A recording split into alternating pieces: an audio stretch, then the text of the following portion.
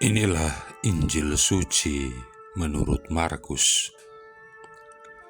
Pada awal karyanya, Yesus beserta murid-muridnya tiba di Kapernaum. Setelah hari Sabat mulai, Yesus masuk ke dalam rumah ibadat dan mengajar. Orang-orang takjub mendengar pengajarannya, sebab ia mengajar mereka sebagai orang yang berkuasa, tidak seperti ahli-ahli Taurat. Dalam rumah ibadat itu, ada seorang yang kerasukan roh jahat. Orang itu berteriak, "Apa urusanmu dengan kami, hai Yesus orang Nazaret? Engkau datang hendak membinasakan kami. Aku tahu siapa engkau, yang kudus dari Allah." Tetapi Yesus menghardiknya, katanya, "Diam, keluarlah daripadanya." Roh jahat itu mengguncang-guncang orang itu, dan sambil menjerit dengan suara nyaring, ia keluar daripadanya.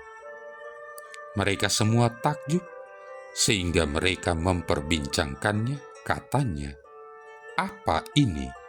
Suatu ajaran baru. Guru ini berkata-kata dengan kuasa. Roh-roh jahat pun ia perintah, dan mereka taat kepadanya."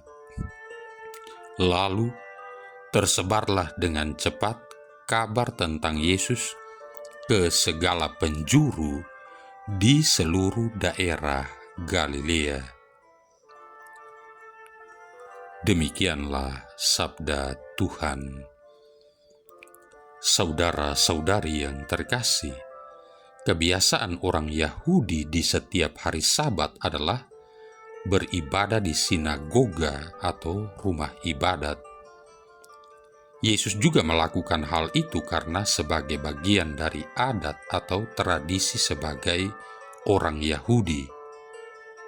Di rumah ibadat tersebut ada tradisi yang dikembangkan, yaitu siapa saja yang hadir dalam ibadat saat itu diperbolehkan berkhotbah. Kesempatan ini dimanfaatkan oleh Yesus untuk mengajar. Mengenai apa yang diajarkannya tidak dicatat oleh Markus, tetapi Markus memberi catatan secara jelas tentang pengaruh khotbah Yesus terhadap para pendengarnya. Injil Markus mencatat dua pengaruh khotbah Yesus yang dirasakan langsung oleh para pendengarnya. Pertama, orang banyak merasa heran dan takjub terhadap khotbah Yesus, ayat 22. Para pendengar menjadi takjub karena secara mencolok ajaran Yesus berbeda dengan apa yang mereka dengar selama ini. Kedua, roh jahat yang menguasai seseorang yang biasanya dengan tenang turut beribadah menjadi terganggu dan terancam. Ayat 24. Kehadiran Yesus telah menyingkapkan kehadiran roh jahat tersebut, di mana ia tidak dapat bertahan di depan mata Yesus karena kekudusannya, dan roh itu keluar dari orang yang dirasukinya karena perkataan Yesus.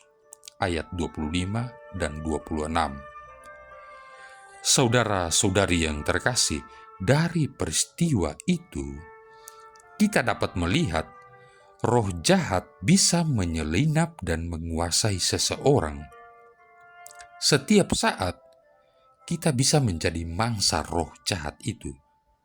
Roh jahat masa sekarang mampu menyerupai apapun, dan banyak orang bisa saja terbelenggu olehnya.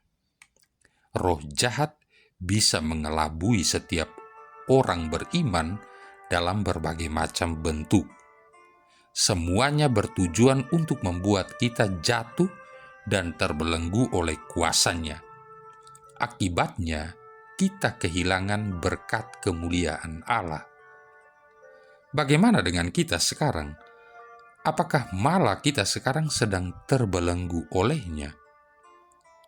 Firman Allah adalah senjata kita mengalahkan belenggu roh jahat. Segala bentuk kuasa roh jahat tunduk oleh kuasanya. Kebenaran firman-Nya berkuasa memerdekakan kita dari belenggu si jahat.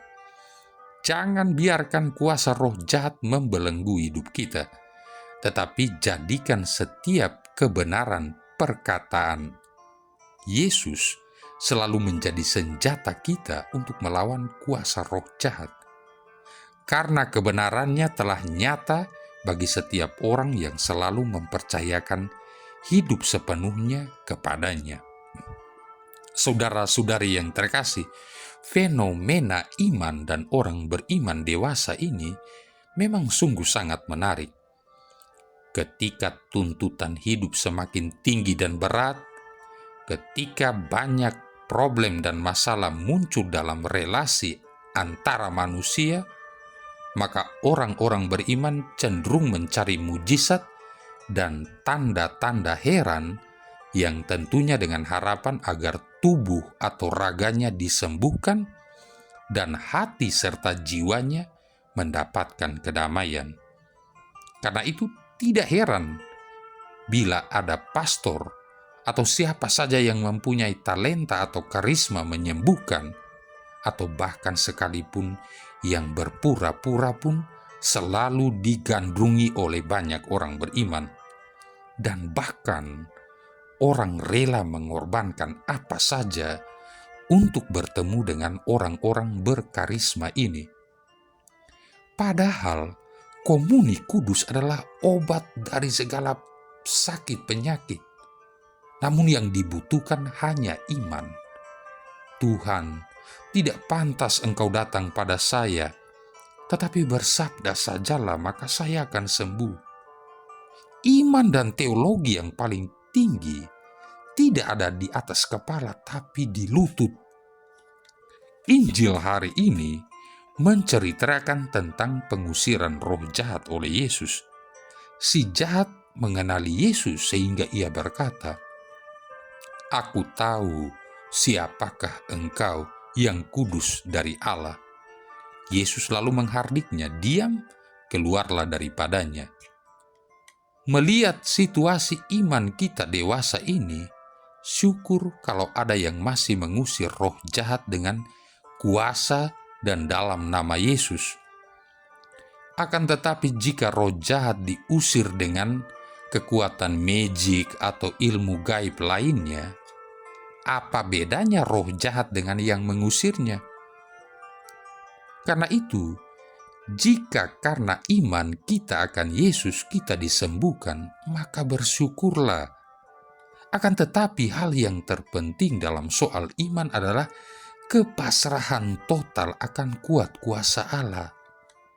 Yesus tidak ingin kita mengimaninya hanya karena mujizat atau tanda heran saja, melainkan iman yang berdasarkan keputusan bebas seseorang. Cinta akan Yesus sehingga mengimaninya jauh lebih indah daripada kebutuhan akan sebuah tanda heran atau mujizat. Apa yang kita yakini bahwa ketika kita memiliki iman yang kokoh kuat akan Yesus, maka segala sesuatu yang kita lihat, kita lakukan, dan kita rasakan adalah tanda-tanda heran yang membuat kita terkagum-kagum akan caranya Yesus mencintai kita. Engkau memerlukan mujizat, tapi Yesus membutuhkan iman dan cintamu, karena hanya imanlah yang mendatangkan mujizat. Marilah berdoa. Ya Allah, Engkau telah mengutus Yesus Kristus Putramu untuk mengajar kami. Semoga berkat pengajarannya yang penuh kuasa, kami semakin terbuka dan memusatkan perhatian pada sabda yang akan membawa pengudusan bagi hidup kami.